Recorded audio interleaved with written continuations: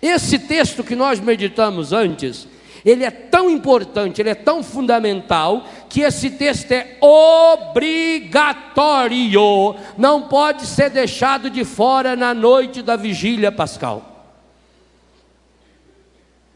E eu diria a você, não perca essa celebração. A igreja está toda escura, para lembrar o quê? A noite escura de Moisés e a noite escura de Jesus no túmulo. Lá fora faz-se o fogo novo, uma fogueira, abençoa, acende-se o círio pascal. Por isso que em Betânia todo o retiro, a confissão, o círio pascal está aceso.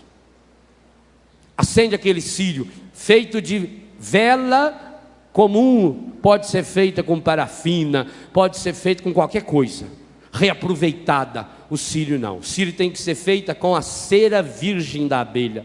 Acende-se aquele círio, depois cada um acende a sua vela, eis a luz de Cristo, e vai iluminando a igreja, e aí começa o cântico do exultet, exultando, e retoma a história toda.